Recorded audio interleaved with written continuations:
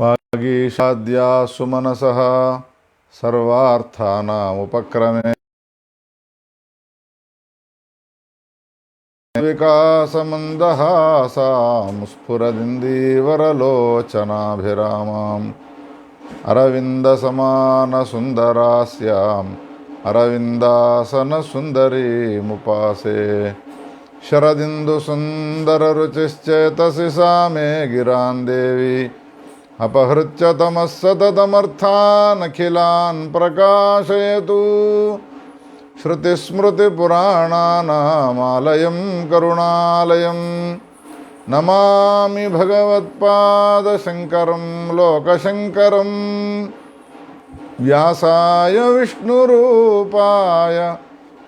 व्यासरूपाय विष्णवे नमो वै ब्रह्मनिधये वासिष्ठाय नमो नमः। अविद्यारण्यकान्तारे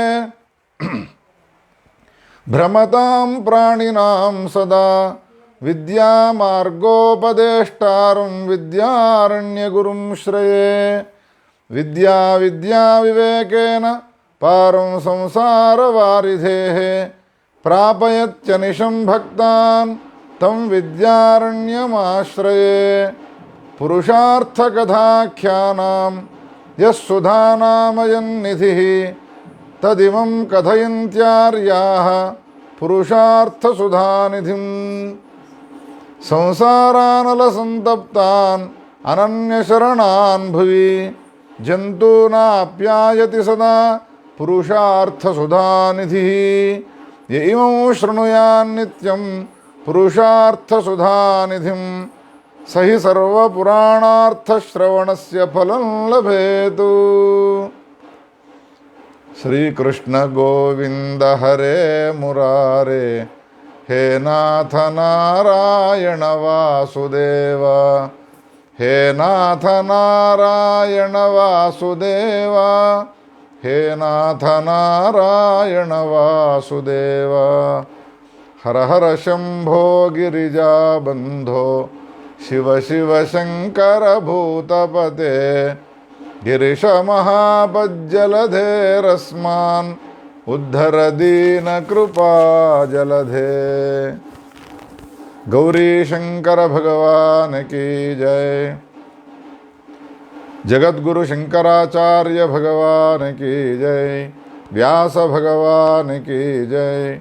दक्षिणाम्नाय पीठाधीश्वर जगद्गुरु श्री भारती तीर्थ महास्वामी की जय। तत्करकमल संजात जगद्गुरु श्री विधुशेखर भारती स्वामी की जय। विद्यारण्य भगवान की जय। नमः पार्वती पतये हर हर महादेव हर। परम पावनమైన పురుషార్థ సుధానిధి అనే గ్రంథాన్ని మనము చెప్పుకుంటూ ఉన్నాం. విద్యారణ్య స్వామి వారి చేత రచింపబడ్డటువంటి అనేక గ్రంథాల్లో ధర్మార్థకామ మోక్షాలను తెలియపరిచేటువంటి అనేక పురాణ ఇతిహాసాల్లో ఉన్నటువంటి కథల ద్వారా తెలియపరిచేటువంటి అద్భుతమైనటువంటి ఈ గ్రంథాన్ని గురించి మనం చెప్పుకుంటూ ఉన్నాం. పురుషార్థ సుధానిధి 4 స్కంధాలతో కూడుకోనున్నది. అందులో ధర్మస్కంధం అనేటువంటి పేరు గల ఈ స్కంధంలో కథలను మనం చెప్పుకుంటూ ఉన్నాం. మానవ జన్మ ఎత్తిన తర్వాత మానవుడు ధర్మాన్ని ఆచరించడం వలన మాత్రమే శ్రేయస్సును పొందగలుగుతాడు అని, ధర్మాన్ని కనుక ఒకవేళ ఆచరించకపోయినట్టయితే వానికి శ్రేయస్సు లభించదు అని చెప్పి, ధర్మం యొక్క ఆచరణ మానవునికి ఎంత గొప్ప ఫలాన్ని ఇస్తుంది అంటే, పురుషార్థ చతుష్టయాల్లో చివరిదైనటువంటి మోక్షం ఉన్నదో ఆ మోక్షాన్ని పొందేందుకు కూడా ధర్మము సహాయకారిగా ఉంటుంది అనే విషయాన్ని చెప్పినారు. అందుకనే వేదంలో చెప్పబడ్డటువంటి ఒక మంత్రాన్ని మనము ఉట్టంకించుకున్నాము గత భాగంలో. ధర్మేణ పాపమపనుదతి ధర్మే సర్వం ప్రతిష్ఠితం తస్మాత్ ధర్మం పరమం వదంతి. ధర్మమే పరమ శ్రేయస్సును కలిగించేటువంటిది అని వేదము స్పష్టంగా చెప్పినది. అందుకని ధర్మాన్ని మీరంతా కూడా ఆచరించండి అని వేదం కూడా ఈ విషయాన్ని చెప్పినది అనే మాటను మనము చెప్పుకున్నాము. సామాన్యంగా లోకంలో ధర్మాన్ని ఆచరించాలి అనంటే చాలామంది భయపడుతూ ఉంటారు. ధర్మాన్ని ఆచరించాలి అనంటే ఎంత కష్టం ఉంటుందో, ధర్మాన్ని ఆచరించాలి అనంటే ఎంత దుఃఖాన్ని అనుభవించాల్సి వస్తుందో అని భయపడుతూ ఉంటారు. కానీ వేదశాస్త్ర పురాణ ఇతిహాసాలన్నీ కూడా మనకేం చెబుతూ ఉన్నాయి అంటే ధర్మాన్ని ఆచరించడం అంటే అంత కష్టమైనటువంటి పని కాదది. ధర్మం అంటే మనపైన ఏదో పెద్ద భారాన్ని పెట్టి, కట్టెల భారాన్ని మోసేవాడు ఎంత బాధను అనుభవిస్తాడో, ఎంత దుఃఖాన్ని అనుభవిస్తాడో, ధర్మాన్ని ఆచరించేవాడు అంత దుఃఖాన్ని కష్టాన్ని అనుభవిస్తాడు అని మీరు భావించవలసినటువంటి అవసరం లేదు. అందుకని ధర్మాన్ని ఆచరించమని బోధించిన మాటలు విని పారిపోవలసిన అవసరం లేదు. ధర్మం అంటే ఎంత సూక్ష్మమైనటువంటి ఆచరణ కూడా ధర్మము అనే పేరుతో పిలువబడుతుంది అని ఈ విషయాన్ని మనకు తేటతెల్లం చేయడం కోసమై అనేక కథలను వ్యాస భగవానుడు పురాణాల్లో ఇతిహాసాల్లో రాసినాడు. అటువంటి విషయాలనన్నిటినీ కూడా సముద్రంలో నుండి రత్నాలను మనం తీసుకున్నట్టుగా అనేక పురాణాల్లో ఉన్నటువంటి రత్నాల వంటి కథలను మనకు తీసి అందించినాడు విద్యారణ్యుల వారు ఈ పురుషార్థ సుధానిధిలో. ఈ అధ్యాయంలో బ్రాహ్మణునికి సంబంధించినటువంటి మహాత్మ్యాన్ని సమృద్ధిగా వివరిస్తూ ఉన్నాడు. ధర్మస్య బ్రాహ్మణో మూలం మంత్రాణామాస్మదం ద్విజాః నిదానం ఆగమార్థానాం విశేషాదేవ భూసురాః. సూతుడు శౌనకాదులకు ఈ విషయాన్ని గురించి తెలియజేస్తూ ఉన్నాడు. హే శౌనకాదుషులారా, ధర్మాన్ని ఆచరించడం వలన లోకంలో ఉన్నటువంటి మానవులకందరికీ శ్రేయస్సు కలుగుతుంది అని చెప్పడం జరిగినది. ఆ ధర్మం ఎక్కడ ఉంటుంది? ధర్మానికి మూలమైనటువంటి ప్రవచించేటువంటి, ధర్మాన్ని తెలియపరిచేటువంటి గ్రంథం ఏది అనంటే వేదమే.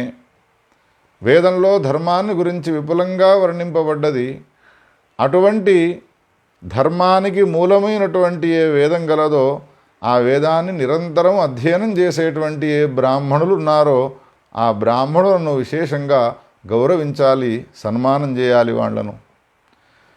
కర్మణా మనసా వాచా సంపూజ్యాః బ్రాహ్మణోత్తమాః తుష్టా యది ప్రదాస్యంతి బ్రాహ్మణాః సుమహత్పదం. బ్రాహ్మణులను గౌరవించడం వలన సంతోషాన్ని పొందినటువంటి బ్రాహ్మణులు గొప్పనైనటువంటి స్థానాన్ని మనకు ఇస్తారు.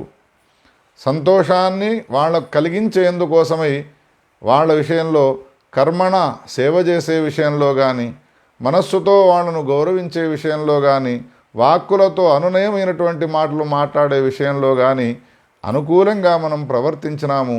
మన ప్రవర్తనను చూసి వాళ్ళు సంతోషపడ్డారు భూసురులైనటువంటి బ్రాహ్మణోత్తములు అనంటే మనకు దేవతలు ఏ విధమైనటువంటి వరాలను అనుగ్రహిస్తారో అటువంటి వరాలను బ్రాహ్మణోత్తములు అనుగ్రహిస్తారయ్యా. వేదశాస్త్ర సంపన్నులై సదాచారవంతులైనటువంటి ఏ బ్రాహ్మణులు ఉన్నారో అటువంటి బ్రాహ్మణులను గౌరవించాలి. ఈ విషయంలో పూర్వకాలంలో జరిగినటువంటి ఒక ఇతిహాసాన్ని మీకు తెలియజేస్తాను, శ్రద్ధగా వినండి అని చెప్పడం ప్రారంభించినాడు. పూర్వకాలంలో ధర్మరాజు కృష్ణుడు ఇద్దరూ కూడా సంభాషణ చేస్తూ ఉన్నారు. ధర్మరాజు కృష్ణునికి నమస్కారం చేసి ఈ విధంగా అడుగుతూ ఉన్నాడు. ఈ చెప్పబోయేటువంటి ఏ కథ ఉన్నదో విద్యారణ్యుల వారు వ్యాసుడు రచించినటువంటి మహాభారత ఇతిహాసంలో నుండి స్వీకరింపబడ్డటువంటి కథావృత్తాంతం. విద్యారణ్యులు లేదా వేదవ్యాసులు లేదా జగద్గురు శంకరాచార్యుల వారు నోటి నుండి ఏ ఒక్క మాటనన్నా కానీ ధర్మానికి మూలమైనటువంటి ఏ వేదం గలదో ఆ వేదంలో ఉన్నటువంటి మాటనే అంటారు. వేదం ఒక రాజశాసనం వంటిది. అందుకని అప్రామాణికమైనటువంటి మాటలు వాళ్ళు ఆడరు. వాళ్ళు ఏది చెప్పినా కానీ అది సప్రమాణము, ప్రామాణికమైనటువంటిదై ఉంటుంది అనే విషయాన్ని మనం గమనించాలి. మహాభారత ఇతిహాసంలోని పరమాద్భుతమైనటువంటి కథావృత్తాంతాన్ని చెప్పుతూ ఉన్నాడు.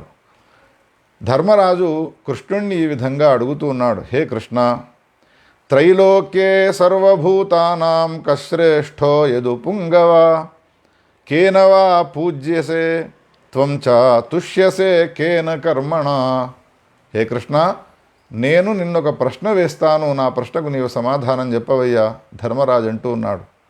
ఏమిటా ప్రశ్న అనంటే, ముల్లోకాల్లో ఎవరు శ్రేష్టమైనటువంటి వారు?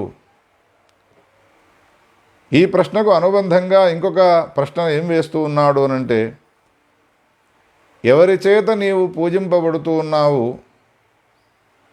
ఏ కర్మను ఆచరించడం వలన నీకు, కృష్ణుడైనటువంటి నీకు సంతోషం కలుగుతుంది?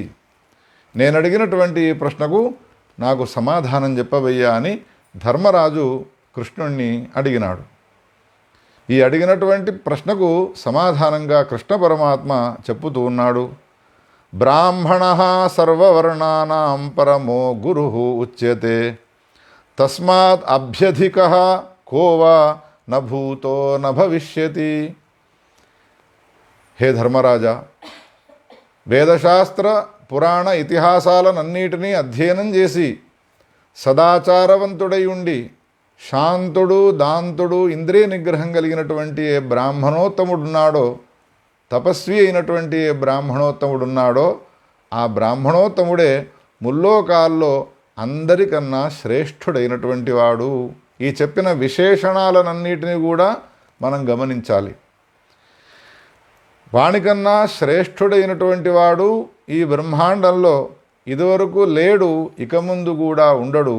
వేదశాస్త్ర పురాణ ఇతిహాసాల్లో నిష్ఠావంతుడైనటువంటి వాడు, వేదశాస్త్ర పురాణ ఇతిహాసాల్లో చెప్పబడ్డటువంటి ధర్మాన్ని ఆచరించేటువంటి వాడు, తాను ఆచరించేటువంటి ధర్మాన్ని 10 మందికి బోధించేటువంటి వాడు, శాంతుడు, దాంతుడు అయినటువంటి బ్రాహ్మణోత్తముడు భూసురుడు గలడో అతడు అందరికన్నా శ్రేష్ఠుడైనటువంటి వాడయ్యా. దేవతలకు కూడా వాడు దేవత అయి ఉంటాడు అనే మాటను చెప్పినాడు. కృష్ణ పరమాత్మనే ఈ మాటను చెప్తున్నాడు. యావతీర్వై దేవతాస్తా సర్వ వేద విధి బ్రాహ్మణే వసంతి. వేదమే ఒక చోట ఏం చెప్పినది అనంటే, దేవతలందరూ కూడా ఆయా లోకాల్లో, దేవతా లోకాల్లో నివాసం చేస్తూ ఉంటారు. ఆయా లోకాల్లో నివసించేటువంటి దేవతలు లోకాల్లో ఉండి ఒకసారి ఏదైనా ఒక కొత్త లోకానికి వెళ్ళాలి అని అనుకున్నారు. వెళితే ఎక్కడికి వెళ్ళాలి? బ్రాహ్మణి యొక్క శరీరంలోకే మనం వెళ్ళుదాము అని దేవతలంతా కూడా వేద విధి బ్రాహ్మణే వసంతి. వేదవేత్త అయినటువంటి ఏ బ్రాహ్మణుడున్నాడో ఆ బ్రాహ్మణు యొక్క శరీరంలోకి వెళ్ళి వాళ్ళంతా కూడా నివాసం చేసినారు అని వర్ణిస్తాడు. ఏ దేవతను మనం పూజించినా ఒక్క దేవతా పూజనే అవుతుంది. విష్ణువును పూజిస్తే విష్ణువును పూజించిన ఫలాన్ని పొందుతాము, శంకరుణ్ణి పూజిస్తే శివుణ్ణి మాత్రమే పూజించిన ఫలాన్ని పొందుతాము, గణపతిని పూజిస్తే గణపతిని మాత్రమే ఉపాసించినటువంటి ఫలాన్ని పొందుతాము. కానీ ఈ దేవతలందరూ ఎవని శరీరంలో నివాసం చేసినారో అటువంటి బ్రాహ్మణుణ్ణి గనక ఒకవేళ మనం పూజించినాము అనంటే సకల దేవతల యొక్క పూజను వేదవేత్త అయినటువంటి బ్రాహ్మణుణ్ణి పూజించడం వలన కలుగుతుంది అని వేదమే స్పష్టంగా చెప్పినదయ్యా. కృష్ణుడు ధర్మరాజుకు ఈ విషయాన్ని తెలియజేస్తూ ఉన్నాడు. అవిద్యో వా సవిద్యో వా బ్రాహ్మణో దైవతం మహతు అవధ్య సర్వభూతానాం బ్రాహ్మణో హి అనలోపమః. కేవలం పుట్టుకతో ఉన్న బ్రాహ్మణుడినే పూజించాలి అని శాస్త్రాలన్నీ చెప్పుతూ ఉండగా ఒకవేళ వాడు విద్వాంసుడై ఉండి ఇప్పటిదాకా చెప్పినటువంటి విశేషణాలన్నిటితో కూడుకొని ఉన్నాడు అన్న తర్వాత అతనిని పూజించడము ఎంత శ్రేయోదాయకమై ఉంటుంది ఆలోచించవయ్యా. కృష్ణ పరమాత్మ అంటూ ఉన్నాడు, లోకంలో ఉన్నటువంటి ఏ రకాలైనటువంటి భూతములు కూడా వాణ్ణి వేదశాస్త్ర సంపన్నుడైనటువంటి ఇప్పటిదాకా చెప్పిన విశేషణ విశిష్టుడైనటువంటి బ్రాహ్మణుణ్ణి ఏమీ చేయవుగాక చేయవు. ఇంకో మాటను నీకు చెప్పాలి అనంటే కృష్ణ పరమాత్మ ధర్మరాజుతో ఏమంటూ ఉన్నాడు అనంటే, ఈ భూమండలాన్నంతా కూడా నేను సంచారం చేస్తూ ఉంటాను. ఏ రూపంలో అనంటే బ్రాహ్మణ రూపంలో నేను సంచారం చేస్తూ ఉంటానయ్యా. అంతకన్నా పవిత్రమైనటువంటి వ్యక్తి ఈ బ్రహ్మాండంలో ఇంకొకడు లేడుగాక లేడు.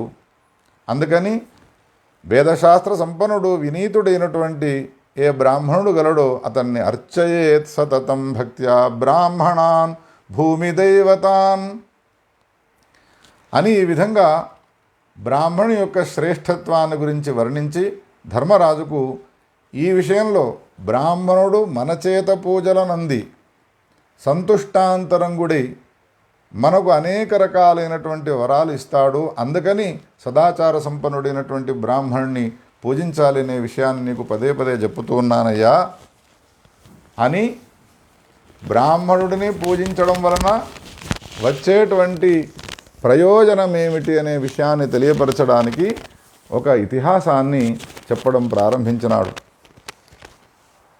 ఆరుణి అనేటువంటి పేరు గల ఒక ఋషీశ్వరుడు ఉండేవాడు.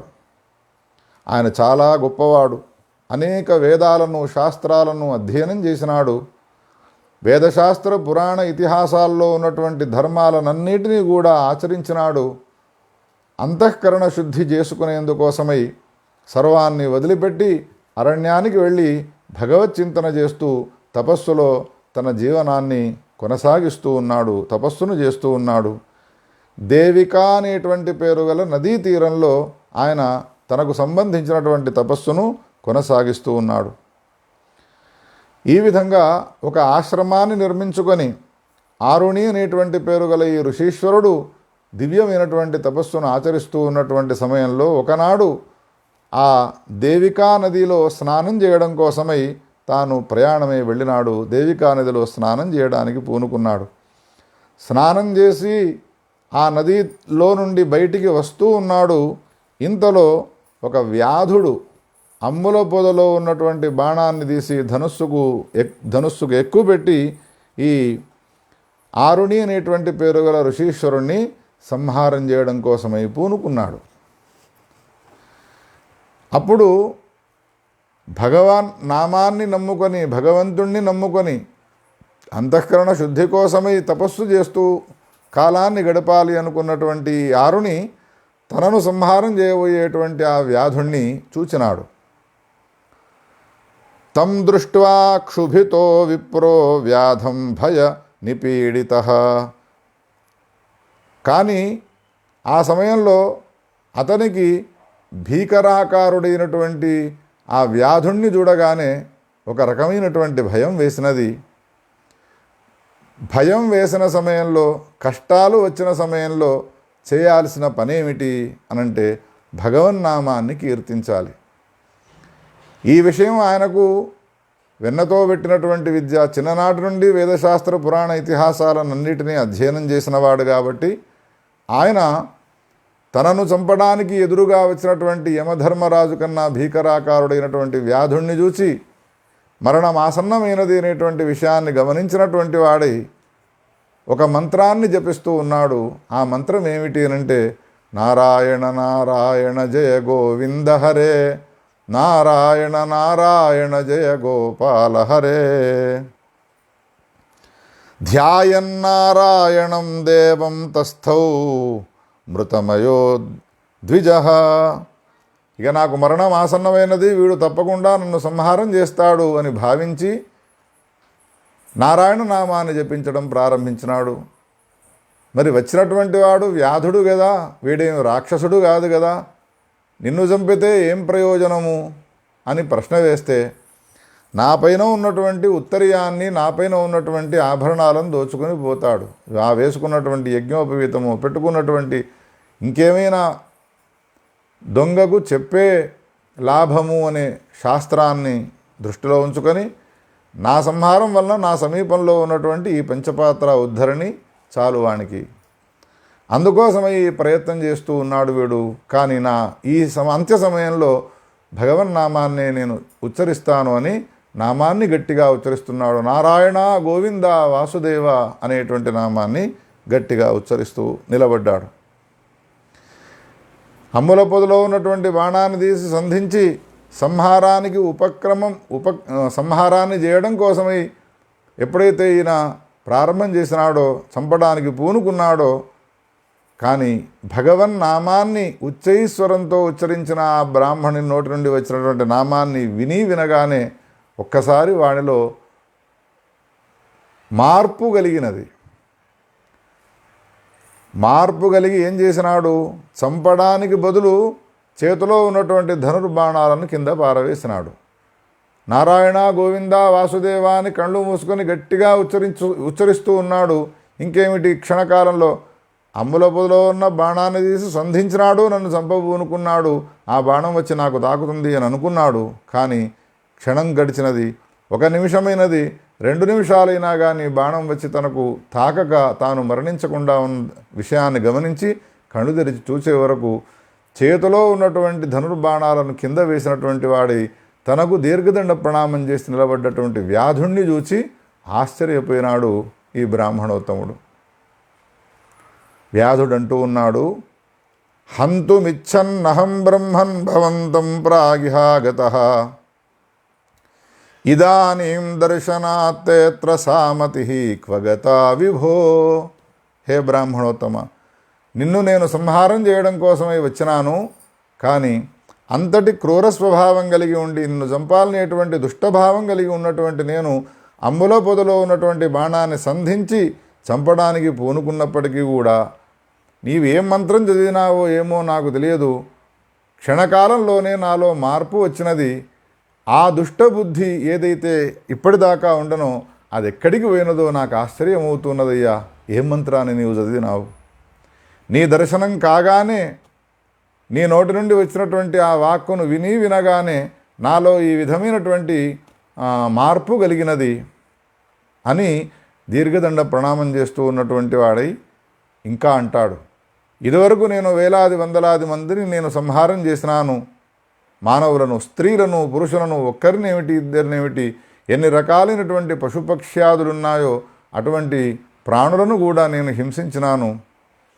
కానీ ఎప్పుడూ కూడా నాకు ఈ సమయంలో కలిగినటువంటి బుద్ధి వలె ఏ సందర్భంలో కూడా ఇటువంటి సద్బుద్ధి నాకు కలగలేదయ్యా. అది నాకు ఆశ్చర్యాన్ని కలిగిస్తూ ఉన్నది. ఒక మాట నేను చెప్పాలి అని అంటే, ఇంతమందిని నేను సంహారం చేసి ఏం చేసినాను? వాళ్ళ మాంసాన్ని తిన్నవాడను గాను, వాని మెడలో ఉన్నటువంటి గొలుసును నేను దొంగిలించేవాడిని, వాని చేతులకు ఉన్నటువంటి ఉంగరాలను దొంగిలించేవాడిని. మరి ఇవన్నీ కూడా దాచిపెట్టుకున్నావా అని నీవు అడుగుతావేమో బ్రాహ్మణోత్తమా. కానీ ఎంత నేను సంపాదించినా, అన్యాయముగా సంపాదించినటువంటి ఈ ధనం గలదో అదంతా కూడా నీరు గారిపోయినది. చెప్పుకోవడానికి నా దగ్గర ధనం అనేటువంటిది ఇంతవరకు లేదు. నా భార్యాపుత్రాదుల కోసమై నేను ఈ విధమైనటువంటి ఎన్నో రకాలైనటువంటి అకృత్యాలను చేసినాను.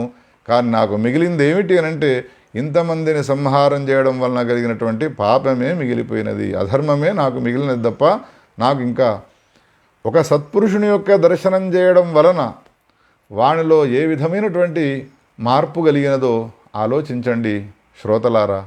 అందుకని జీవితంలో మనము ఒకవేళ ఏదైనా కోరుకోవలసి వస్తే సదాచార సంపన్నుడైనటువంటి వేదనిష్ఠుడైనటువంటి సత్పురుషుని యొక్క సాంగత్యాన్ని కోరుకోవాలి. నిరంతరము సత్పురుషులతో ఉండాలి అనేటువంటి కోరిక కలిగి ఉండాలి. క్షణకాలంలో దర్శనం కాగానే వానిలో ఇటువంటి మార్పు వచ్చినది అని అన్న తర్వాత అనేక రోజులు, అనేక నెలలు సత్పురుషులకే గనక ఒకవేళ సేవ చేసినట్టయితే మనకు సద్బుద్ధి కలగకుండా ఉంటుందా? ఆలోచించండి. విద్యార్థుల వారు ఈ కథను మనకు తెలియజేస్తూ, వ్యాసుడు రచించిన ఈ కథను మనకు చెప్పుతూ ఈ విషయాలన్నిటి కూడా మనకు స్పష్టంగా హృదయానికి హత్తుకునేట్టుగా, బుద్ధిలో పాతుకునేట్టుగా ఈ విషయాలను మనకు తెలియజేస్తాడు. మరి ఇప్పుడు ఏమంటావు? నన్ను చంపకుండా ధనుర్బాణాలను కింద వేసినావు కదా, నీ కర్తవ్యం ఏమిటో చెప్పురా అన్నాడు. అప్పుడు ఆ వ్యాధుడు ఏమంటాడు అనంటే, అయ్యా, నేను చేసినటువంటి ఈ పాపాలకన్నిటికీ కూడా పరిహారం ఏమిటి అనంటే, నీవు నిద్రాహారాలను మానివేసి ఏ విధంగా తపస్సు చేస్తూ ఉన్నావో నీ వలె నేను కూడా తపస్సు చేసి నా పాపాలను పోగొట్టుకుంటాను. అందుకని ఆ తపస్సు చేసే విధానం ఏమిటో, ఏ మంత్రాన్ని నేను ఉచ్చరిస్తూ నిరంతరము కాలాన్ని గడిపానో ఆ మంత్రాన్ని ఉపదేశం చేసి ఆ తపస్సు చేసేటువంటి విధానాన్ని నాకు తెలియజేయవయ్యా, ఇంతకన్నా నా కర్తవ్యం ఇంకొకటి లేదు అని ఈ విధమైనటువంటి మాటలు మాట్లాడినాడు ఆ వ్యాధుడు. కానీ ఈ ఆరుణి అనేటువంటి పేరు గల బ్రాహ్మణోత్తముడు ఏం ఆలోచించినాడు అనంటే, బ్రహ్మహత్యా పాపాలు చేసి అనేక పశుపక్ష్యాదులను సంహారం చేసినటువంటి ఈ పాపాత్మునికి నేను గనక ఒకవేళ మంత్రాన్ని ఉపదేశం చేసినాను అనంటే నాలో ఉన్నటువంటి పుణ్యరాశి అంతా కూడా నష్టమైపోతుంది అని భావించి నోరు విడిచి వాడు అడిగినప్పటికీ కూడా ఈ ఆరుని మంత్రాన్ని ఉపదేశం చేయలేదు, తపస్సు ఏ విధంగా చేసుకోవాలనేటువంటి విషయాన్ని చెప్పలేదు. అక్కడి నుండి మౌనంగా మళ్ళొక్కసారి ఆ దేవికా నదిలో స్నానం చేసినటువంటి వాడై తన ఆశ్రమంలోకి వెళ్ళి నిత్యకృత్యాన్ని చేసుకోవడం ప్రారంభించినాడు. ఇప్పుడు వ్యాధుడు నిరాశా నిస్పృహలకు గురి కాలేదు. నేను గనక ఒకవేళ అడిగినటువంటి కోరికను ఈ బ్రాహ్మణోత్తముడు నాకు ఈడేర్చలేదు అనంటే ఇంకో చోటికి వెళ్ళి మంత్రాన్ని ఉపదేశంగా పొంది ఇంకొక మహాత్ముని ద్వారా తపస్సు చేసుకునే విధానం ఏ విధంగా ఉంటుందో తెలుసుకొని సాధన చేయవచ్చును. కానీ నాలో మార్పు రావడానికి కారణము ఈ ఆరుణి బ్రాహ్మణుడే, ఆరుణి అనేటువంటి పేరు గల ఈ సదాచార సంపన్నుడైనటువంటి ఋషీశ్వరుడే. అందుకని నేనెక్కడికి వెళ్లకుండా ఈయనను నేను నీడవలే కాచుకొని ఉంటాను.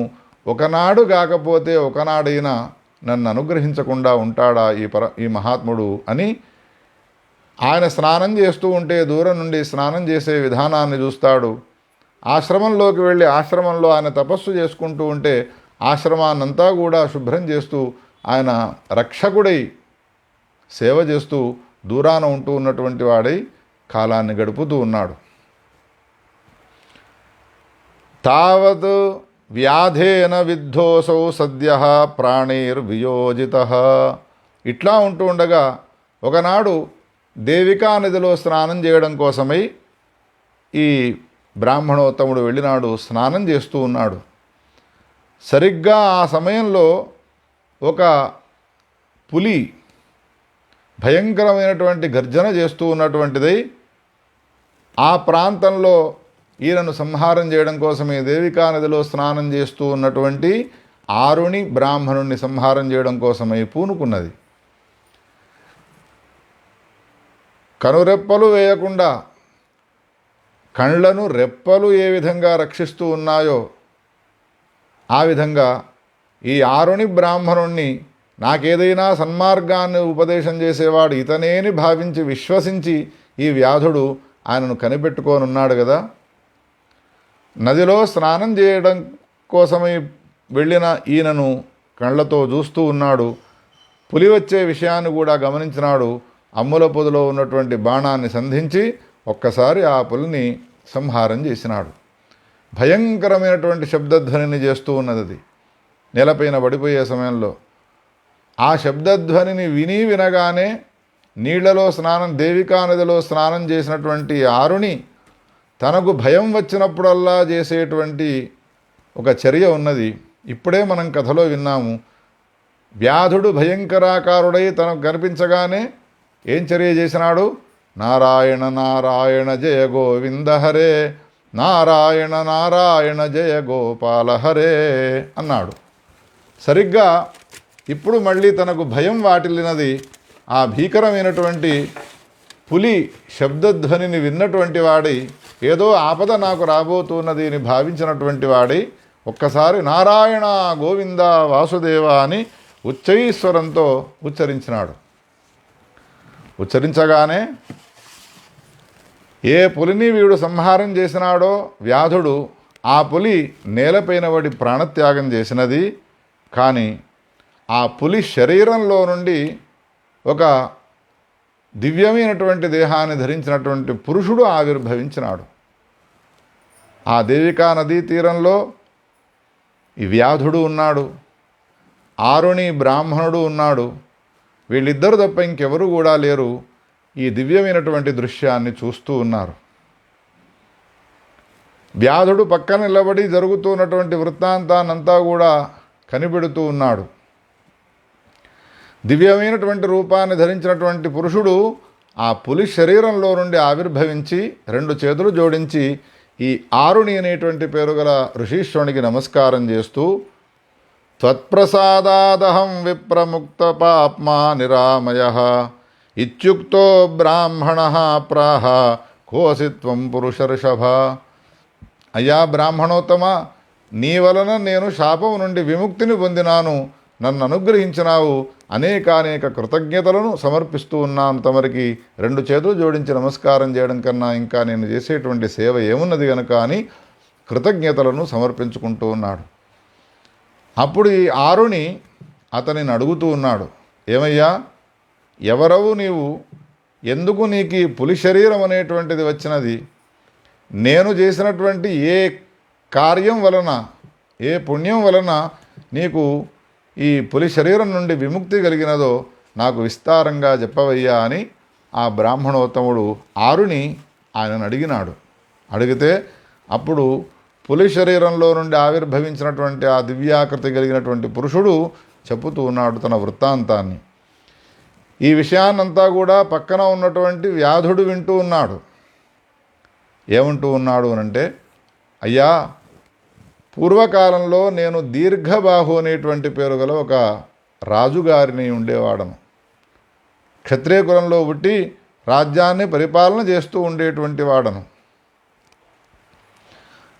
రాజ్యాన్ని పరిపాలించేటువంటి దీర్ఘబాహు అయినటువంటి నేను క్షేమంగా ప్రజలను పరిపాలించాలి అనే దాన్ని దృష్టిలో ఉంచుకొని వేదమే లోకంలో ఉన్నటువంటి వాళ్ళందరికీ క్షేమాన్ని సమకూర్చేది అని భావించి వేదాన్ని, శాస్త్రాలను, పురాణాలను అన్నిటి కూడా అధ్యయనం చేసి వేదమును ఆధారంగా పెట్టుకొని జీవనాన్ని కొనసాగించడం ప్రారంభించినాను. కానీ ఏవైనా అపచారాలు జరిగిన సమయంలో, నేనేదైనా అధర్మాన్ని చేసిన సమయంలో ఎవరైనా బ్రాహ్మణోత్తములు వచ్చి నాకు, హే రాజా, నీవు చేసేటువంటిది ఇది ధర్మము కాదు, నీవు ఈ విధంగా ధర్మాన్ని ఆచరించాలి అని ఒకవేళ ఎవరైనా బోధించినారు అనంటే వాళ్ళు చెప్పినటువంటి బోధలను నేను పెడచెవిన పెట్టేవాడను. నాకు వేదములు తెలుసును, నాకు శాస్త్రములు తెలుసును, నాకు పురాణ ఇతిహాసాలన్నీ తెలుసును అని అహంకారంతో విర్రవీగేవాడినే తప్ప వేదశాస్త్ర పురాణ ఇతిహాసాలు తత్వతః నాకు తెలిసినటువంటివి లేవు. నిజానికి డాంబికముగా నాకు తెలుసుననేటువంటి దృష్టితో అహంకారంతో కూడుకొని పరిపాలన చేస్తూ ఉన్నటువంటి నేను, ఎంతోమంది సత్పురుషులు బ్రాహ్మణోత్తములు నా సమీపానికి వచ్చి ఉపదేశాలు చేసినా పెడచెవిన పెట్టి, నా దారి నాది, నేనే కార్యాన్ని చేసినా కానీ నేను ఆచరించినటువంటి ప్రతి కార్యానికి వేదమే మూలము అంటూ వెళ్ళేవాడిని తప్ప నేను ఆచరించేటువంటి ప్రతి చర్యకు వేదానికి సంబంధించిన ప్రమాణాలు ఎక్కడా కూడా దొరికేవి కాదు. నోటి నుండి మాత్రం అనేవాడిని. ఇది సరైనది కాదు అని బోధించడానికి, ఉపదేశం చేయడానికి వచ్చినటువంటి బ్రాహ్మణులను నేను నిరాకరణ చేసేవాడను. అప్పుడు బ్రాహ్మణులంతా కూడా నాలో ఉన్నటువంటి అల్పజ్ఞత్వాన్ని దృష్టిలో ఉంచుకొని ఒక రాజై ఉండి వేదశాస్త్ర పురాణ ఇతిహాసాలలో చెప్పబడ్డ ధర్మానికన్నా అతిక్రమించి అధర్మమయమైనటువంటి పరిపాలన చేసినప్పుడు దేశంలో ఉన్నటువంటి ప్రజలంతా కూడా దుఃఖాన్ని అనుభవిస్తారు. అందుకని ఈ రాజును ఇట్లానే మనం ఉదాసీనంగా వదిలిపెట్టడానికి వీల్లేదు అని భావించి బ్రాహ్మణులంతా కూడా నాకు అహంకారంతో కూడుకున్నటువంటి వాడవి ఉన్నావు కాబట్టి నీవు పులివైపోదువుగాక అని శాపాన్ని పెట్టినారు. వ్యాఘ్రో భవతు. బ్రాహ్మణుల యొక్క ఈ శాపాన్ని విన్న తర్వాత అప్పుడు జ్ఞానోదయం కలిగి బ్రాహ్మణుల యొక్క పాదాలపైన పడి, నన్ను క్షమించండి, నాకు శాపోపసంహారాన్ని చెప్పండి అని ప్రార్థిస్తే అప్పుడు వాళ్ళు నాకేమని ఉపసంహారం చెప్పినారు అనంటే, ఎప్పుడైతే నీ ప్రాణాలు పోతూ ఉంటాయో, ఎవడైనా నీవు పులిగా ఉన్నప్పుడు నిన్ను చంపడానికి పూనుకొని ఉంటాడో,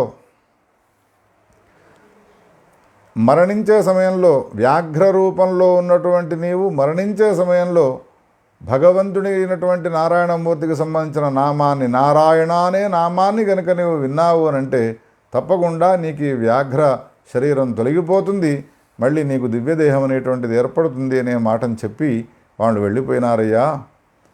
ఆనాటి కాలంలో వాళ్ళని అవమానపరిచి నేను వ్యాఘ్ర రూపాన్ని ధరించినాను, ఈ అరణ్యాలన్నీ సంచారం చేస్తూ ఉన్నాను, కానీ ఈనాడు నాకు అటువంటి సద్గతి లభించినది. ఆరుని అయినటువంటి నీవు నేను మరణించే సమయంలో నారాయణ గోవింద వాసుదేవ అనేటువంటి నామాన్ని ఉచ్చైస్వరంతో ఉచ్చరించినావు.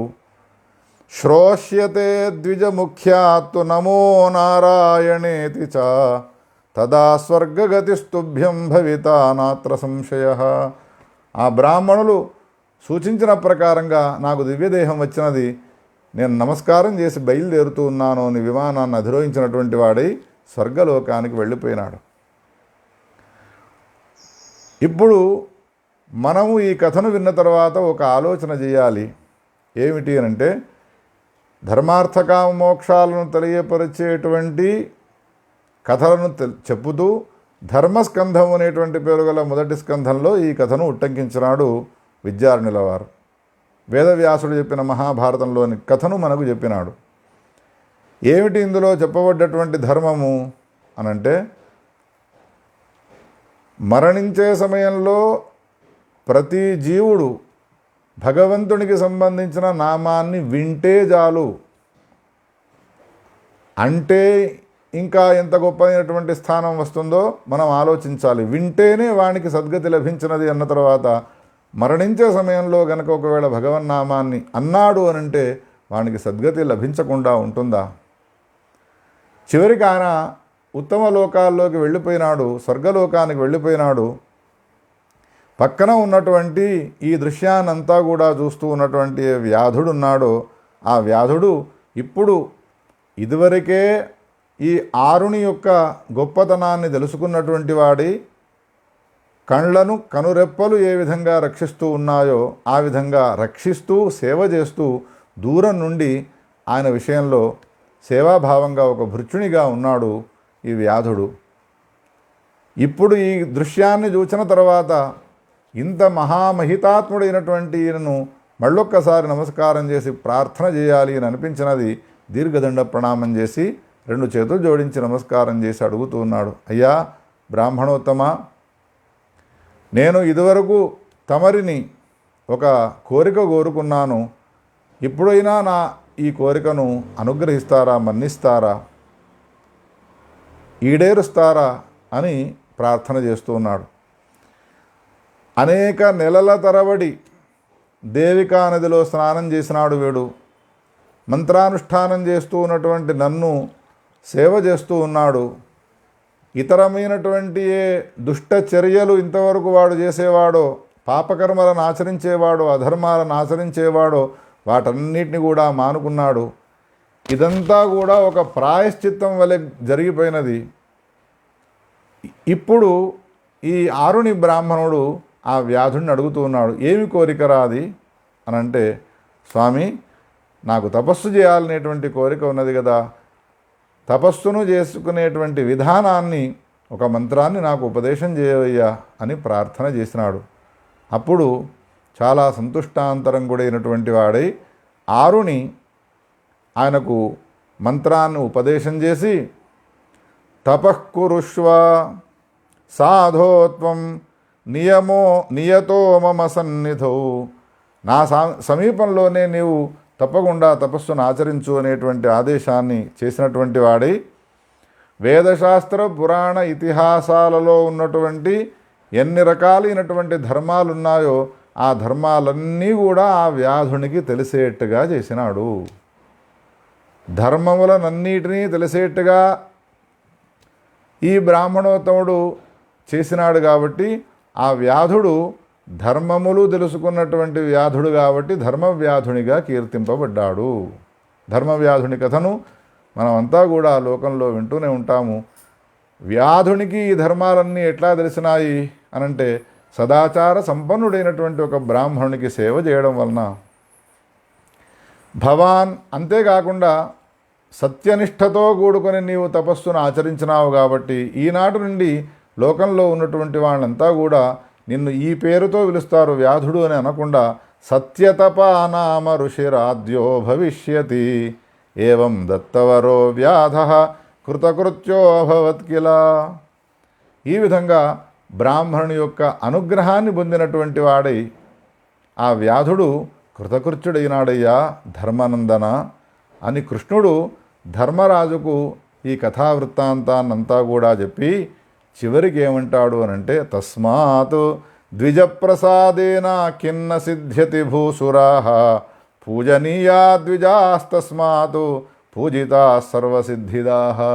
అందుకని నాకు శ్రేయస్సు కావాలి, నాకు మేలు జరగాలి అని ఎవడైతే అనుకుంటాడో వాడు తప్పకుండా శ్రేయస్కామన కలిగినటువంటి వాడు భూసురులైనటువంటి బ్రాహ్మణోత్తములను వేద శాస్త్ర పురాణ ఇతిహాసజ్ఞుల ఈ సదాచార సంపన్నులైనటువంటి వాళ్ళను పూజించాన్నయ్యా అనే ఈ విషయాన్ని తెలియపరిచినాడు. గోపాలకృష్ణ భగవానికి జై.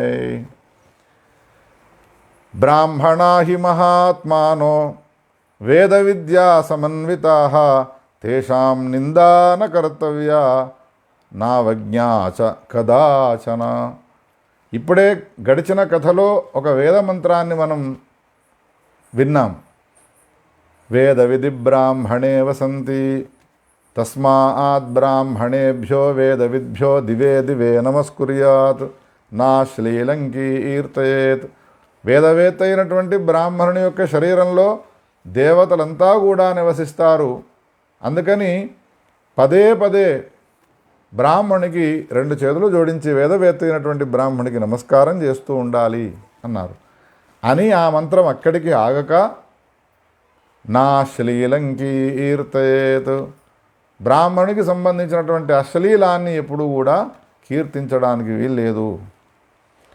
తేషాం నిందా న కర్తవ్య, బ్రాహ్మణులకు సంబంధించినటువంటి నిందను చేయడానికి వీల్లేదు. సదాచారరతుడై శాంతుడు దాంతుడైనటువంటి వాడు ఎప్పుడూ అధర్మాన్ని ఆచరించడు, ఎప్పుడూ వాడు పొరపాటు చేయడు. అందుకని పొరపాటు అధర్మాన్ని పాపాన్ని ఆచరించినటువంటి బ్రాహ్మణి పైన నిందారోపణం అనేటువంటిది చేయడానికి వీల్లేదు. సూతుడు శౌనకాదులకు ఈ విషయాన్ని చెబుతూ బ్రాహ్మణులను ఎప్పుడు కూడా స్మరిస్తూ ఉండండి. ఈ లోకంలో సంచారం చేసేటువంటి దేవతలు భూసురులు అనేటువంటి పేరుతో పిలువబడతారు. ఒకవేళ బ్రాహ్మణునికి కనుక ఎవరైనా పరాభవాన్ని చేసినారు అనంటే వాళ్లకు అనేక రకాలైనటువంటి కష్టాలు వాటిల్లుతాయి. ఇందులో సందేహించే అవసరం లేదు. ఈ విషయంలో నేను నీకు ఒక కథను చెప్తాను వినవయ్యా అని ఒక కథను చెప్పడం ప్రారంభించినాడు సూతుడు శౌనకాదులకు. ఇప్పుడు విద్యార్థుల వారు గడిచిన అధ్యాయంలో మహాభారతానికి సంబంధించినటువంటి ఇతిహాసాన్ని చెప్పినారు. ఇప్పుడు ఈ అధ్యాయంలో భవిష్య పురాణంలో చెప్పబడ్డటువంటి ఒక రమ్యమైనటువంటి కథను మనకు తెలియజేస్తూ ఉన్నాడు. ఇదే ధర్మరాజు కృష్ణ పరమాత్మను గురించి అడుగుతూ ఉన్నాడు. ధర్మాలన్నీ తెలిసినటువంటి బ్రాహ్మణోత్తముణ్ణి పూజించడం వలన ఎంత గొప్పనైనటువంటి ఫలం లభిస్తుందో, అతనిని నిందించడం వలన వచ్చేటువంటి ప్రయోజనం ఫలం ఏమిటో వినాలనే కుతూహలంతో ఉన్నాను, చెప్పవయ్యానంటే కృష్ణుడు ధర్మరాజుకు చెప్తూ ఉన్నాడు. పూర్వకాలంలో ఒక క్షత్రియాధముడు ఉండేవాడు. చాలా పిసినారి, ఇతరులను పీడించేవాడు, క్షుద్ర స్వభావం కలిగినటువంటి వాడు. దయ అనేటువంటిది ఉండేది కాదు ప్రజల పరిపాలన విషయంలో. అనేక మంది సదాచార సంపన్నులైనటువంటి వ్యక్తులను, ఋషులనందరినీ కూడా అవమానపరిచేవాడు. ఈ విధంగా అనేక రకాలైనటువంటి అధర్మాలు, అకృత్యాలు, పాపాలు చేయడం వలన, ఆ దోష ప్రభావం వలన అల్పాయుష్కుడై 100 సంవత్సరాలు వాడు బ్రతకాలి. కానీ ఇటువంటి అకృత్యాలు అధర్మాలు చేయడం వలన వాడుకున్న 100 సంవత్సరాలు కరిగిపోయి 50 సంవత్సరాల ఆయుష్లోనే అల్పాయుష్కుడై వాడు మరణిస్తాడు. ఎవడు అధర్మాన్ని పాపాన్ని ఆచరిస్తాడో వాడు. ఈ క్షత్రియాధముడు కూడా మరణించినాడు. మరణించిన తర్వాత భయంకరమైనటువంటి రాక్షస జన్మ వీనికి వచ్చినది. క్రూరమైనటువంటి ఆ రాక్షస జన్మను పొందినటువంటి వాడై ఆకలిని తీర్చుకోవడం కోసమై ఏం చేసినాడు? మానవ జన్మ ఎత్తినవాడు కష్టపడి ఏదో ఒక ఇల్లు కట్టుకొని ఇంట్లో భార్యాపుత్రాలతో కూడుకున్నటువంటి వాడి అన్నపానాలను స్వీకరిస్తాడు. కష్టమో నిష్ఠూరమో ఒక పూట తిన్నా ఒక పూట తినకపోయినా సుఖంగా ఉంటాడు. కానీ రాక్షస జన్మ ఎత్తినటువంటి వానికి ఈ విధమైనటువంటి పరిస్థితి ఉండదు. మాంసాహారి అయి ఉంటాడు కాబట్టి ఏ ప్రాణి కనబడితే ఆ ప్రాణిని హింసించడము, ఏ మానవులు కనబడితే ఆ మానవులను సంహారం చేయడము, ఇటువంటి అనేక రకాలైనటువంటి దుశ్చర్యలను ఈ క్షత్రియాధముడు పాపాల వలన వచ్చినటువంటి రాక్షస జన్మలో కూడా అటువంటి పాపాలని మళ్ళీ చేయడం ప్రారంభించినాడు. ఇట్లా ఉంటూ ఉండగా ఒకనాడు ఒక తపస్సును ఆచరించేటువంటి బ్రాహ్మణోత్తముణ్ణి దర్శించినాడు ఈ రాక్షసుడు. నిరంతరము ఆ బ్రాహ్మణోత్తముడు కృష్ణ కృష్ణ ముకుంద జనార్దన కృష్ణ గోవింద నారాయణ హరే కృష్ణ గోవింద నారాయణ హరే కృష్ణ గోవింద నారాయణ హరే ఉచ్ఛ్వాస నిశ్వాసల్లో భగవంతునికి సంబంధించినటువంటి నామాన్నే ఉచ్చరిస్తాడు తప్ప లౌకికమైనటువంటి ఏ వ్యాపకాలు లేవు. అరణ్యంలో నివాసం చేస్తూ ఉన్నటువంటి వాడి కాలాన్ని గడుపుతూ ఉన్నాడు. అరణ్యానికి వెళ్ళినా వెళ్ళకపోయినా ఇంట్లో ఉన్న ఏ వ్యవహారాలు చేస్తూ ఉన్నా మనం చేయాల్సిన కర్తవ్యం ఏమిటి అనంటే భగవన్నామాన్ని నిరంతరాయంగా ఉచ్చారణ చేస్తున్నాం. మిగతా అన్ని ధర్మాలు కఠినాతి కఠినములై ఉంటే ఉండవచ్చును, కానీ సులభాతి సులభమైనటువంటి ధర్మం ఏదైనా ఉన్నదానంటే భగవన్నామాన్ని కీర్తించడమే. ఈ రాక్షసుడు ఈ సదాచార సంపన్నుడై ఉండి భగవన్నామాన్ని కీర్తిస్తూ ఉన్నటువంటి ఇతనిని సంహారం చేయడం కోసమే పూనుకున్నాడు. కానీ భగవన్నామ శ్రవణము వలన గడిచిన కథలో మనం చెప్పుకున్నట్టుగానే ఆ నామశ్రవణం వలన ఈ రాక్షసునిలో మార్పు అనేటువంటిది ఏర్పడ్డది. 2 చేతులు జోడించినటువంటి వాడు ఈ నమస్కారం చేస్తూ, అయ్యా నాలో ఉన్నటువంటి క్రూర స్వభావం తొలగిపోయినది, కానీ ఇంకా నేను గత జన్మలో చేసినటువంటి అనేక పాపాలను ఆ పాపాల వలన అనుభవించవలసినటువంటి దుఃఖాలను ఇంకా ఉండి ఉన్నాయి కాబట్టి ఈ రాక్షస శరీరం ఇంకా తొలగిపోలేదు. అందుకని దయచేసి నన్ను ఉద్ధరించేందుకోసమే నీవేదైనా ఒక ఉపాయాన్ని ఆలోచించు. ఈ క్రూరమైనటువంటి రాక్షస శరీరంతో నేను వేగలేకపోతూ ఉన్నాను అన్నాడు. అంటే అప్పుడు ఈ బ్రాహ్మణోత్తముడు, ఒకవేళ నీకు నేను ప్రాయశ్చిత్తాలు చేసి నిన్ను ఉద్ధరించినాను అనంటే సమాజంలో ఉన్నటువంటి వాళ్ళంతా కూడా నన్ను నిందిస్తారు. ఒక పాపాత్ముడైనటువంటి వాడిని ఉద్ధరించినావా అని అంటారు. నిజానికి సదాచార సంపన్నులైనటువంటి ఏ వ్యక్తులు ఉంటారో, ధర్మపరాయణులైనటువంటి పరోపకార రతులైనటువంటి ఏ సత్పురుషులు ఉంటారో వాళ్ళ లక్షణమే ఎదుటివానికి న్యాయాన్ని సమకూర్చడము, ఎదుటివానికి క్షేమాన్ని కలిగింపజేయడము. కానీ ఈయన ఏమంటాడు అనంటే, యుక్తమే తద్ధి పాపానాం నివృత్తి ఉపకారిక నకరిష్యే రాక్షసానామహం ధర్మోపదేశనం. నేను ఏ ధర్మాన్ని ఉపదేశం చేస్తే నీకు ముక్తి కలుగుతుందో అటువంటి ధర్మాన్ని మాత్రం నేను ఉపదేశం చేయలేనయ్యా. నేను నీకు రాక్షసులకు ధర్మాన్ని ఉపదేశం చేసేందుకు నేను సిద్ధంగా లేను అని స్పష్టంగా చెప్పి ఆ బ్రాహ్మణోత్తముడు అక్కడి నుండి వెళ్ళిపోయినాడు. వెళ్ళుతూ ఉన్నప్పటికీ కూడా ఈ రాక్షసుడు నేను అడిగినటువంటి కోరికను ఈడేర్చలేదు కాబట్టి ఇతన్ని సంహారం చేస్తాను అని ఆయనను చంపడానికి పూనుకోలేదు. ఒకవేళ ఆ పూనిక ఉన్నప్పటికీ ఆయనను ఏమీ చేయలేడు. భగవన్నామం చేత రక్షింపబడ్డాడు కాబట్టి ఆ బ్రాహ్మణోత్తముడు. కానీ సత్పురుషుని యొక్క సాంగత్యము క్షణకాలంతో ఈయనలో వచ్చినటువంటి ఏ మార్పు ఉన్నదో ఆ మార్పు వలన ఒకటి మాత్రము మిక్కుటంగా కోరిక ఉండి ఉన్నది. ఏమిటి అంటే తనకున్నటువంటి ఈ రాక్షస శరీరాన్ని తొలగించుకునేందుకోసమై ప్రయత్నం చేయాలి అని భావిస్తూ ఉన్నాడు. ఇంతలో అడవిలోకి గురువు యొక్క ఆదేశాన్ని స్వీకరించినటువంటి ఒక శిష్యుడు బ్రహ్మచారి పండ్లను దర్భకర్రలను కోసుకొని వెళ్ళడం కోసమే అరణ్యానికి వచ్చినాడు. ఏ అరణ్యంలోనైతే ఈ రాక్షసుడు సంచారం చేస్తూ ఉన్నాడో ఆ అరణ్యంలోకి వచ్చినాడు. ఇప్పుడు ఈ రాక్షసుడు ఆకలితో ఉన్నాడు. బ్రహ్మచారిని చూడగానే ఆ బ్రహ్మచారి సమీపానికి వెళ్ళి బ్రహ్మచారిని హింసించాలి అని అనుకున్నాడు.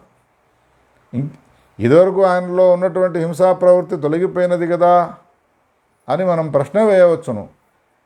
ఈ హింసించాలి అనేటువంటి స్వభావంతో అతని దగ్గరికి వెళితే ఆ పురుషుడు నన్ను ఉద్ధరించేందుకు ఏదైనా ప్రయత్నం చేస్తాడేమో అనే ఉద్దేశంతో అతని దగ్గరికి వెళ్ళి సంహారం చేయడానికి పూనుకున్నాడు.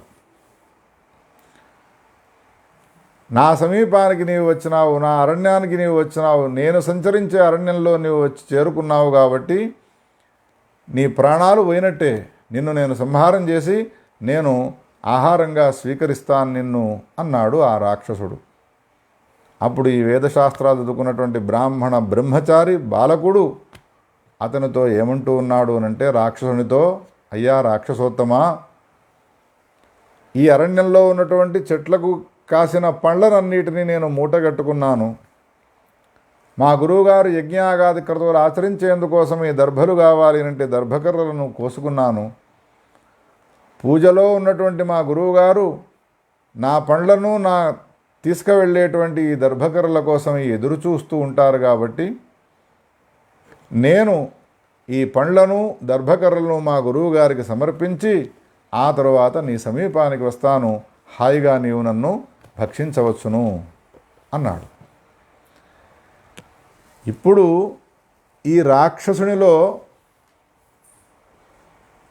సంపూర్ణముగా ఇదివరకు చూసిన సత్పురుషుని వలన క్రూర స్వభావం అనేటువంటిది తొలగిపోలేదు. తేనెలో ఉన్నటువంటి తేనెను పంచామృతాల్లో వాడుతాము, సీసాను పక్కన పెడతాము. కానీ మనం ఏమనుకున్నాము, సీసాలో ఉన్నటువంటి తేనె అంతా కూడా అయిపోయినది అని అనుకుంటాము.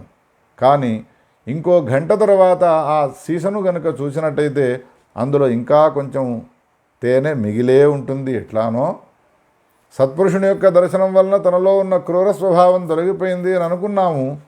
కానీ ఆ క్రూర స్వభావం మళ్ళీ అంకురించినది. ఈ పిల్లవాడిని సంహారం చేసి తింటాను అనేటువంటి భావం ఏర్పడ్డది. చంపడానికి ముందుకు వచ్చినాడు. నిమిత్తం ఏదైనప్పటికీ కూడా క్రూర స్వభావం అనేటువంటిది మళ్ళీ అంకురించి ఇప్పుడేమైనది అనంటే భవిష్య పురాణంలో వ్యాసుడు రాసినటువంటి ఈ కథను ఉట్టంకించి విద్యారణ్యుల వారు మనకి ఈ విధంగా తెలియజేస్తూ ఉన్నారు.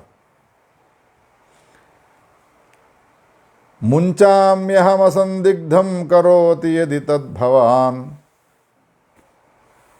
నిర్వివేకేన చిత్తేన పాపకర్మ సమార్జితం తత్పాపం ఏన నిర్ధూయ మోక్షం ప్రాప్నోమి తద్వదా. హే బ్రాహ్మణ బాలక, గురువుగారికి నేను పండ్లు తీసుకువెళ్ళాలి, ఇవ్వాలి, దర్భకర్రలను ఇవ్వాలి అని అంటూ ఉన్నావు కాబట్టి తప్పకుండా నేను వదిలిపెడతాను. కానీ నీవు నాకొక సహాయాన్ని చేయాలి. ఏమిటా సహాయము అనంటే, రాక్షస స్వభావం కలిగినటువంటి నాకు ఈ రాక్షస జన్మ తొలగిపోయేందుకు ఏది సరైనటువంటి మార్గము, ఏ ధర్మాన్ని నేను ఆచరించడం వలన నాకు ఈ రాక్షస శరీరం అనేటువంటి తొలగిపోతుందో నీవు నాకు ఆ ధర్మాన్ని బోధించినట్టయితే తప్పకుండా నిన్ను వదిలిపెడతాను అని ఈ విధంగా ఒక షరతును విధించినాడు ఆ రాక్షసుడు. చింతామగ్నుడైనాడు ఈ బ్రహ్మచారి.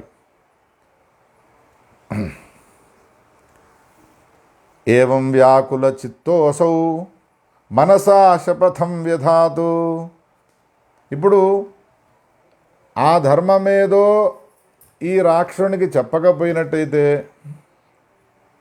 రాక్షసుడు వదిలిపెట్టాడు. రాక్షసులు వదిలిపెట్టకపోతే గురువుగారు ఎదురు చూస్తూ ఉన్నాడు, తాను తెచ్చేటువంటి పండ్లను దర్భకర్రలను వినియోగించి కర్మాచరణ చేయాలి అని. అటు వెళ్ళకపోతే ఇది గురువుగారికి అపచారం చేసిన వాడవుతాడు. ఇటువంటి వ్యాకుల చిత్తుడై ఉన్నటువంటి బ్రహ్మచారి ఏం చేసినాడు అంటే ఇప్పుడు ఒక పనిని చేసినాడు.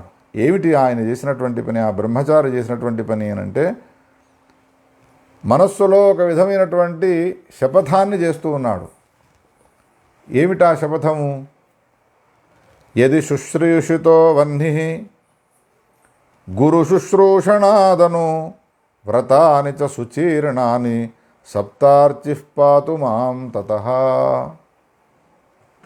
ఏమంటూ ఉన్నాడు అంటే మా గురువుగారి ఆశ్రమంలో చేరి వేదాన్ని అధ్యయనం చేయడానికి పూనుకున్న నాటి నుండి మొదలుకొని ఈనాటి వరకు నిష్కల్మష భావంతో మా గురువుగారి ఆశ్రమంలో ఉన్నటువంటి అగ్నులను నేను సక్రమంగా సేవించిన వాడనై ఉంటే,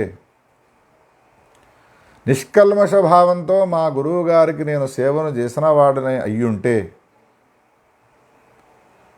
నేను చేసేటువంటి సేవ అది నిష్కల్మషమై ఉన్నట్టయితే ఆ అగ్నిహోత్రుడు నాకు ఈ సమయంలో ఏదైనా ఒక సలహాని ఇచ్చి నన్ను రక్షించుగాక, ఈ సంకట పరిస్థితి నుండి నన్ను బయట వేయుగాక అని ఈ విధంగా ప్రార్థన చేసినాడు. మనస్సులో ఈ విధమైనటువంటి ప్రార్థనను ఎప్పుడైతే చేసినాడో సప్తార్చిష సముదితాతు ప్రాదురాసీత్ సరస్వతి. అగ్నిహోత్రుణ్ణి ప్రార్థించడం వలన ఆయన ఎదుట భగవతి వీణాపాణి అయినటువంటి శ్రీ సరస్వతీమాత ప్రత్యక్షమైనది ఆ బ్రహ్మచారికి. హే బ్రహ్మచారి, నీవు బ్రహ్మచర్యంలో గురు శుశ్రూషను,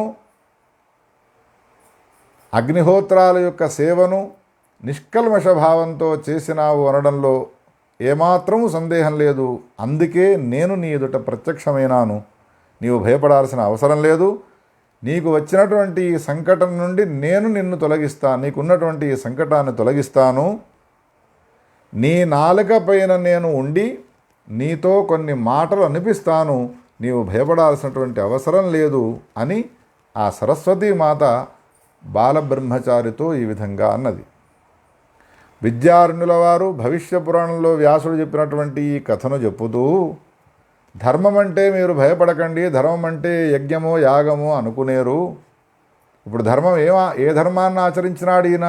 ఈ బ్రహ్మచారి ఆచరించిన ధర్మం వల్ల తాను ఏ ఆశ్రమంలో ఏ గురువును ఎన్నుకొని ఆయన సమీపంలో వేదశాస్త్రాలను అధ్యయనం చేస్తున్నాడో నిష్కల్మష భావంతో ఆయనకు సేవ చేయడము, అదే ధర్మము.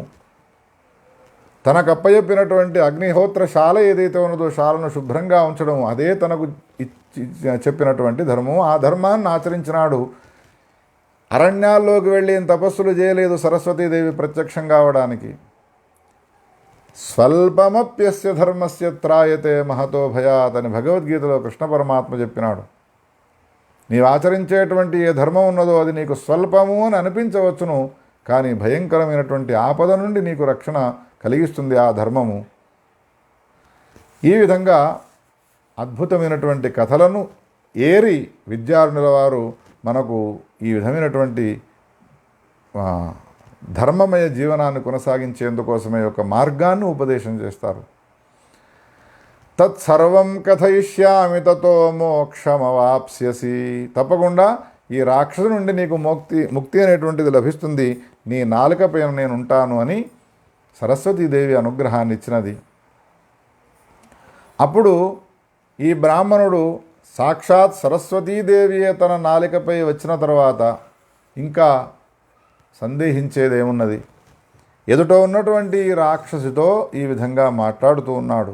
ఏమంటూ ఉన్నాడు అంటే, హే రాక్షసోత్తమా, నీకున్నటువంటి ఈ రాక్షస జన్మ తొలగిపోవాలి, పాపాలన్నిటి నుండి నీవు బయటపడాలి అంటే నీవు చేయాల్సినది ఒకటి ఉన్నది. అదేమిటి అంటే, ప్రాతరుత్థాయ జప్తవ్యో విష్ణోః సారస్వతస్తవః ఇత్యుక్త్వా ప్రదదౌ తస్మై వరం పాతకనాశనం.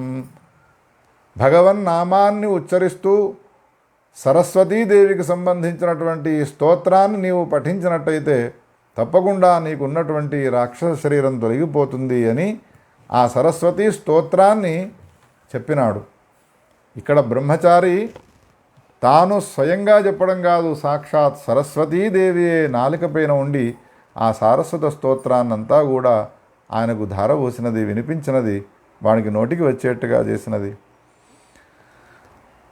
అంతేకాకుండా తదవజ్ఞానజనితం స్తోత్ర పాఠాత్ ప్రణిష్యతి.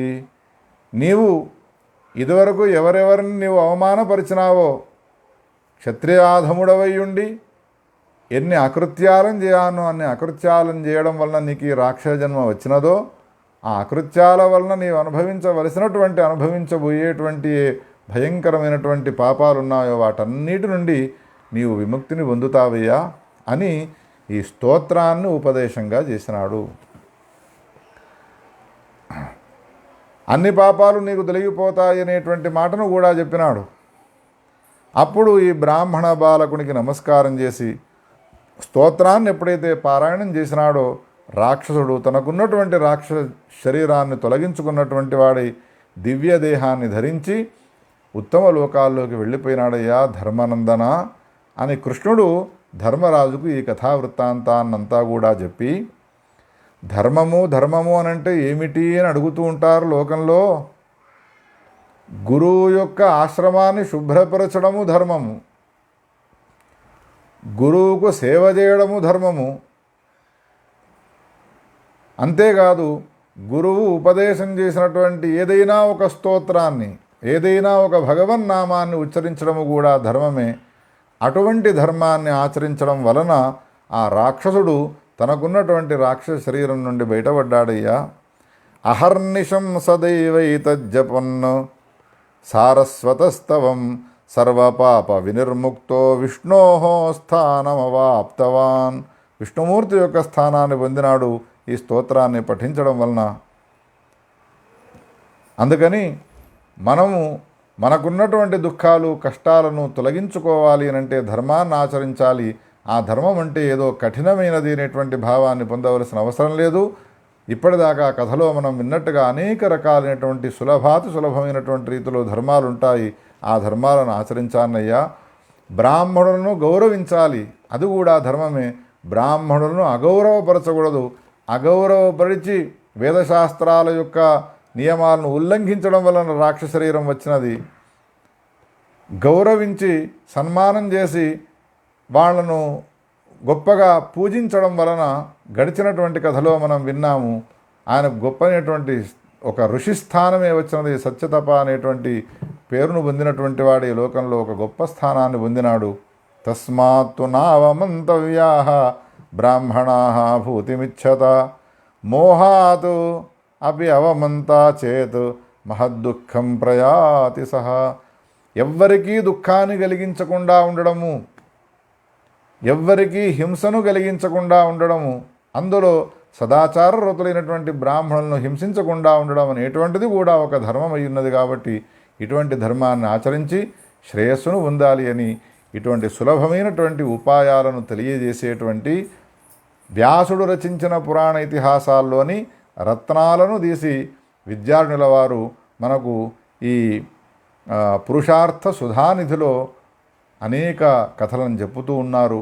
అటువంటి కథలలో ఈనాటి కథను విన్నటువంటి మీరంతా కూడా ధర్మమయ జీవనాన్ని కొనసాగించాలి అని ఆ భగవంతుడిని ప్రార్థన చేస్తూ మళ్ళొక్కసారి దక్షిణాంనాయ పీఠాధీశ్వరులు శ్రీ జగద్గురు భారతీ తీర్థ మహాస్వామి, తత్కరకమల సంజాతులు జగద్గురువులు విధుశేఖర భారతీ స్వామివారు, మా విద్యాగురువులైనటువంటి అనేక గురువుల చరణార విందాలకు సాష్టాంగ ప్రణామాలను సమర్పణ చేస్తూ ఈ వాక్యాలకు ఉపసంహారాన్ని చేస్తున్నాను. నమః పార్వతీపతయే హర హర మహాదేవ. స్వస్తి ప్రజాభ్యః పరిపాలయంతాం న్యాయేన మార్గేణ మహీం మహీషాః. గోబ్రాహ్మణేభ్యః శుభమస్తు నిత్యం. లోకాః సమస్తాః సుఖినో భవంతు.